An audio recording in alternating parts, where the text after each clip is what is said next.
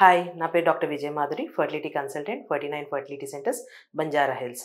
ఇవాళ మనము IVF pregnancy ఎలా వస్తది, ఎలా చేస్తాము అనేది ఒకటి తెలుసుకుందాం.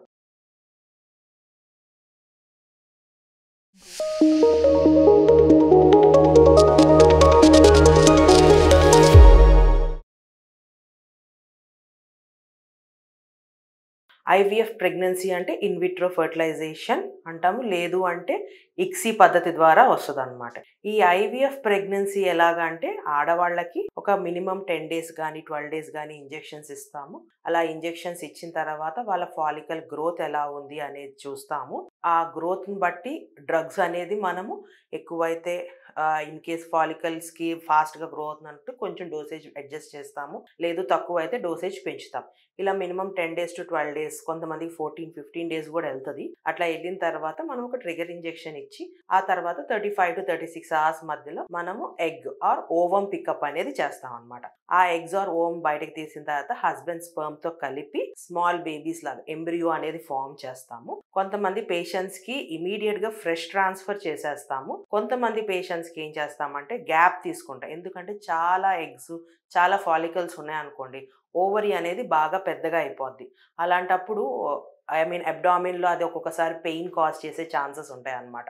అందుకని చెప్పి ఒక 1 month గ్యాప్ తీసుకొని హార్మోన్స్ అన్ని నార్మల్కి వచ్చి ఓవరీ సైజ్ కూడా నార్మల్ సైజ్కి వచ్చిన తర్వాత మనము గర్భసంచిలో ఉన్న పొరని అంటే ఎండోమెట్రియం లేయర్ని మంచిగా ఫామ్ అయ్యేటట్టు చేసి అప్రాక్సిమేట్లీ 7 to 10 mm మధ్యన ఉన్నప్పుడు మనము ఎంబ్రియో ట్రాన్స్ఫర్ అనేది చేస్తాం.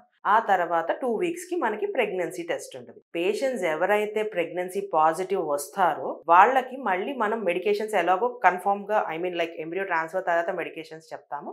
మళ్ళీ పాజిటివ్ వచ్చిన తర్వాత మెడికేషన్స్ కొన్ని ఆల్టరేషన్స్ చేస్తాము. తర్వాత మళ్ళీ ఇంకో 2 weeksకి ఒక స్కాన్ ఉంటుంది. అది వయబిలిటీ స్కాన్ చూస్తాం అనమాట. అంటే ప్రస్తుతానికి ఫస్ట్ అయితే మనకి బ్లడ్లో ప్రెగ్నెన్సీ వచ్చిందా లేదా తెలుస్తుంది. సో 2 weeks తర్వాత మనం స్కానింగ్ చేస్తే స్మాల్ బేబీ అనేది అంటే చిన్న జెస్టేషనల్ శాక్ అనేది మనకి గర్భసంచి అంటే యూట్రస్ లో ఫామ్ అయినట్టు కనిపిస్తుంది. దాంట్లో బేబీ ఫార్మేషన్ కనిపిస్తుంది అండ్ బేబీ హార్ట్ బీట్ కూడా కనిపిస్తుంది అనమాట. సో ఈ ప్రెగ్నెన్సీకి మనము ఐవీఎఫ్ ఆర్ ఇన్విట్రో ఫర్టిలైజేషన్ అంటాం కాబట్టి it is a not natural pregnancy. మనము ఆర్టిఫిషియల్గా మనం అంతా ల్యాబ్లో ఫర్టిలైజేషన్ అంతా ల్యాబ్లో చేసి మళ్ళీ ఎంబ్రియో తీసుకొచ్చి యూట్రస్లో పెడతాం కాబట్టి ఈ medications post embryo transfer medications అనేది అప్రాక్సిమేట్ మనము ఆల్మోస్ట్ 10 to 12 weeks వరకు కంటిన్యూ చేస్తాం అనమాట. ఎందుకు అంటే మనకి బేబీకి న్యూట్రిషన్ ఇచ్చే ప్లాసెంటా అని అంటాం అనమాట.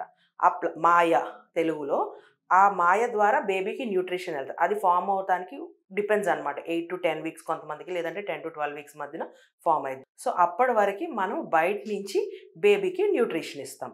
సో నార్మల్ ప్రెగ్నెన్సీకి ఐవీఎఫ్ ప్రెగ్నెన్సీకి ఆఫ్టర్ 3rd month పెద్ద డిఫరెన్స్ ఏమీ ఉండదు. సో ఎనీవేస్ 3rd month వరకే మనం ఈ మెడికేషన్స్ ఇస్తాం. 3rd month తర్వాత ఐవీఎఫ్ ప్రెగ్నెన్సీ వచ్చిన వాళ్ళు నార్మల్గా మిగతా వాళ్ళు ఎలా న్యాచురల్గా వచ్చినప్పుడు ప్రెగ్నెన్సీ వచ్చినప్పుడు ఎలాంటి మెడికేషన్స్ యూజ్ చేస్తున్నారు అలాంటి మెడికేషన్సే వాళ్ళు వాడతారనమాట. సో అప్పుడు మనకి డిఫరెన్స్ పెద్దగా తెలియదు అనమాట. So only crucial time is first 3 months. And దీంట్లో కూడా కొంతమందికి ఏంటి అంటే ఎండోమెట్రియం లైనింగ్ కొంతమందికి తొందరగా పెరగకపోవచ్చు.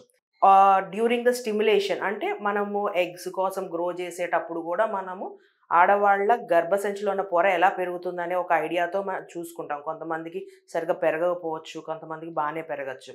బాగానే పెరిగిన వాళ్ళకి కూడా మళ్ళీ మనము ఎంబ్రియో ట్రాన్స్ఫర్ చేసే టైంలో ఒక్కొక్కసారి కొంతమందికి గర్భసంచిలో పొర తొందరగా పెరగకపోవచ్చు.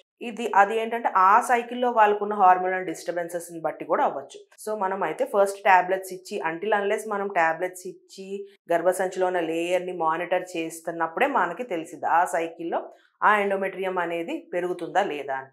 ఇన్ కేస్ ఎవరికన్నా పేషెంట్స్కి పెరగకపోతే ఎండోమెట్రియం లైనింగ్ మనము మళ్ళీ ఒక 1 month గ్యాప్ తీసుకొని అదర్వైజ్ నెక్స్ట్ పీరియడ్ వచ్చిన తర్వాత మళ్ళీ డోసేజ్ హై చేసి అన్న వేరే పద్ధతులు మనం కొన్ని ఇంజెక్షన్స్ ఉంటాయి అన్నమాట. హార్మోన్ ఇంజెక్షన్స్ లాగా జీసీఎస్ఎఫ్ ఇంజెక్షన్ లేదంటే హెచ్సిజీ ఇంజెక్షన్, ఇలాంటి ఇంజెక్షన్స్ని గర్భసంచిలో వేస్తే దానివల్ల బ్లడ్ సప్లై మంచిగా అయ్యి అందువల్ల కూడా గర్భసంచిలో ఉన్న పొర పెరిగే ఛాన్సెస్ బెటర్గా ఉంటాయి అన్నమాట.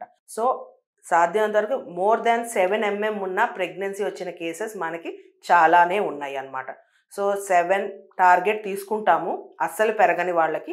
ఆల్రెడీ మంచిగా గర్భసంచిలో పొర పెరిగిన వాళ్ళకి mostly we take 8 mm and triple line ఉందా లేదా అనేది చూసుకుంటాం. సో ఈ ఐవీఎఫ్ ప్రెగ్నెన్సీలో కానీ మళ్ళీ తర్వాత జరిగే ఎంబ్రియో ట్రాన్స్ఫర్లో కానీ మనకి ప్రతి స్టేజ్లో సేమ్ ఉండాలని లేదు, ప్రతి పేషెంట్ ఇట్ డిఫర్స్ అనమాట.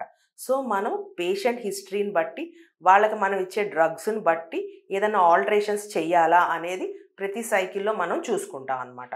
సో ఇట్లాంటి మీకు ఏదన్నా ప్రాబ్లం వచ్చి ఎండోమెట్రియం లైనింగ్లో కానీ ఎగ్స్ పెరగకపోవటంలో ఏదన్నా ప్రాబ్లం వచ్చి మీ సైకిల్స్ క్యాన్సిల్ అవ్వటం ఇట్లా ఏదన్నా జరుగుంటే నేను చెప్పిన ఇన్ఫర్మేషన్ కొద్దిగా హెల్ప్ అయి ఉండొచ్చు. కానీ వాటిల్లో ఇంకా మీకు డౌట్స్ ఉంటే మీరు డైరెక్ట్గా మా 49 ఫర్టిలిటీ సెంటర్స్కి రావచ్చు. మీ డౌట్స్ అన్ని క్లియర్ చేస్తాం. Thank you.